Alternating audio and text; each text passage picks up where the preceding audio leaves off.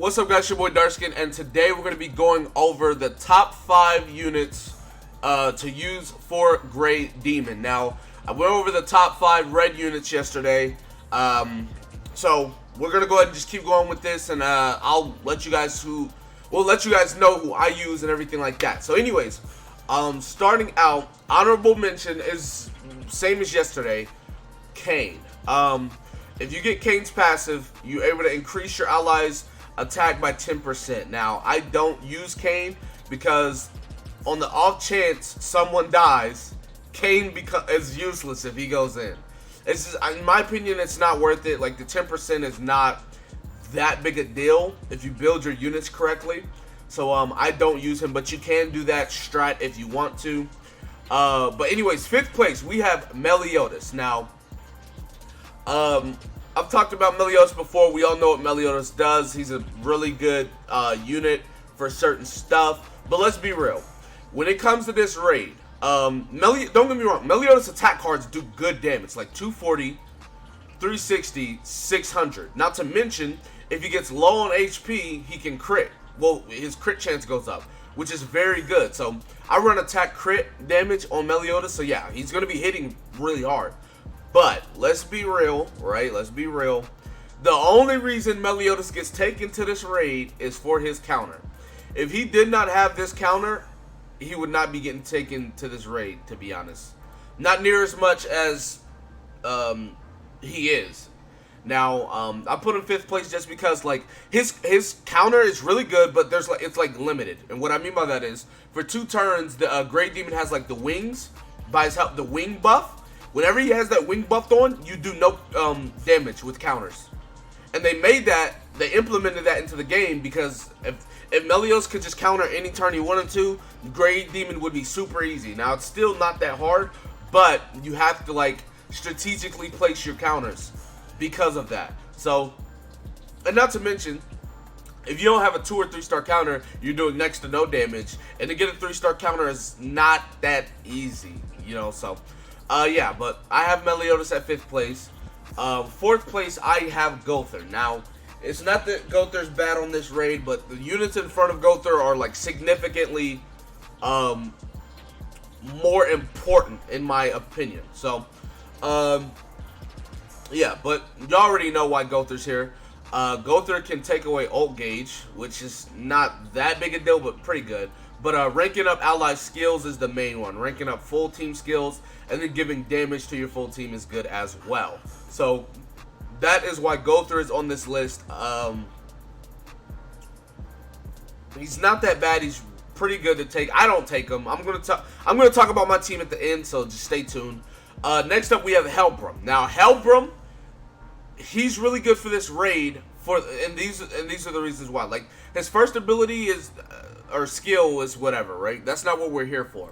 But his second skill, increase attack related stats of all allies by 15, 20, or 30%. And the first 2 cards are for 2 turns, but the 3-star card is for 3 turns. Now, Darkskin, what's attack related stats? I'm glad you asked. Attack related stats are attack, penetration, patience, crit rate, crit damage, lifesteal. All of those go up by 30, right? So he's going to be helping anybody that's a damage dealer do more damage, and that's very good. Now, if you don't have this Helbram, which you can get him from Coin Shop or Gacha, you can use SR Guild Thunder, whose second ability increase the attack of all allies by 30, 40, and 60%. Now, I'm telling you now, this is not better than this because he's increasing attack, crit damage, crit chance, all of that. So all of that together is better than just raw attack. So I'm telling you now. But yeah, you can use Green Guild Thunder, which is a Coin Shop and Gacha unit as well if you don't have them. Now, second place. Second place goes to SSR Elizabeth, right? You're going to be building attack, HP recovery on her. This is going to be your healer. This is going to be the unit that keeps your team alive. She can heal from turn 1 or 1 card, 1 star. I'm sorry, it's early. But anyways, yeah, she can heal from 1 star. 2-star is cleanse, and then 3-star will cleanse as well, and that's really good healing. Like, she's healing a lot. Not to mention, her passive at the start of battle increase ult gauge by 2, right? This is going to be really good, and I'm going to tell you guys why. And her ultimate, heal all allies by 420% of attack and increase ult gauge by 2 as well. And then if you have the fade, she heals for more damage. I mean, for more attack. Now, I want this Elizabeth. If I had her, I would be using her in this raid, but I don't have her. So if you don't have her, I mean, you could use just any healer, but she's the best one. You could use SR Elizabeth, who's probably going to get one shot. You could use King, who King isn't that effective because, I mean, he needs a 2-star card to heal, or and his first skill does nothing. He can't petrify. But I use Merlin. Now, the reason why I use Merlin is because she is Perfect Cube. Perfect Cube is basically healing. You get more HP, right? She puts a big ass shield on him, and it's a percentage of attack, right? So as long as you have good attack stat, you'll get a pretty good shield. Now this shield, I've seen this shield tank a full attack from the Grave Demon. And then her passive is kind of like Elizabeth's, not as good, but increase the ult gauge of all allies by 1. So that's why I do that. Now the reason why, I mean, now rank 1, y'all should already know who rank 1 is, right? King.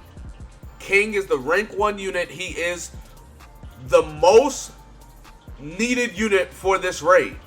The reason why, well, starting out, his first and second skills both do the same percents, so it's consistent damage, right? It's always going to be consistent damage. But his first skill applies fatal, which is critical damage times 2, right? So you'll double critical damage, right? Second skill removes all target debuffs and inflicts 20% damage for each one. Now, you can't debuff him, so this isn't as prevalent. Well, I think, hold on. No, you can't debuff him. So anyways, but even still, right, this damage alone is very good. Same ult as Blue King. It's always a good ult. Crushing, ignore patience rate, whatever. But this is where King becomes so dumb. For each bar in the ultimate move gauge, increase critical hit chance by 10%. So at max ult, right, 5 ult gauge, he has a 50% chance to crit on top of his 30% chance to crit. So now he has an 80% chance to crit. Let's look at your team, right? Let's say you have Elizabeth or Merlin. They're going to be adding 2 ult gauge or 1 ult gauge to him at the start. So he's going to start with 50%, because it's 30 plus 20. He's going to start with a 50% chance to crit off rip, right? Moving on to Helbram. Helbram is increasing your crit damage, your crit chance, your attack, your penetration, all of that by 15% as well. So that's gonna be very, very good. Or I mean, if you're bringing Gother, you can have Gother boost, but I don't bring Gother on mine. But yeah, King is really good. My King will crit for over 100k, 120k, 130k, all of that, right? And then when his health gets low, you can just ult, because his ult will crit as well, and you'll hit for like 100k plus as well for that. If we look at my team, right? We can look at my team real quick, and I'll show you guys what I'm doing. Now, this is the setup that I go with right here. This is my setup: Helbram, Merlin, King, Meliodas. Now, a couple things. If I had SSR Elizabeth, she would be here. I would not be using Merlin. I'd be using SSR Elizabeth, but I do not have her. And I feel like this is the best choice because she has type advantage over, and I can't use Blue King because I'm using Green King. But yeah, she's, SR Elizabeth is cool and all, but she gets one shot because she has type disadvantage. And then, yeah, I have Meliodas in the back for insurance. If by some chance, right, by some random chance, one of these units go down, I'm going to have Meliodas in, and he's going to counter. I'm going to have him come in, I'm going to try to get a level 2 or 3 counter, and I'm going to counter. So that's why this is the team I run. You can run any team you want to run, but these are just the best units I have to run, and then this list is just the best list that I have for people to run. If you build your units up, like build them like really good, doing extreme is not hard. Like if you look at my king, right? My king is built for extreme raid, right? He has crit, well, he has attack and then crit damage. Now I need to get him a different belt. Yeah, I get it. But my king can do extreme. The problem is my Merlin and my Hellbrom are not built for extreme yet. So her shield's not going to be as strong because her attack's not as high. So I can't keep King alive. Now if somebody brings a healer, then we can do it. But I can't keep King alive well enough to do extreme yet. So I do hard for Great Demon. But yeah, this is the team that I have come up with for Great Demon, and it works for me. I have like we can actually look. I have like 70 horns. I have like 70 wings or something, like some crazy number like that. Look, 70 wings, 74 horns. So it's safe to say I've done Great Demon a bit. But yeah, anyway, so with that being said, that's going to be it for this video. Be sure to give it a like, subscribe to the channel if you're new, comment down below, tell me what you guys did in the comment section below. With that being said, I'll see you guys next time. Peace.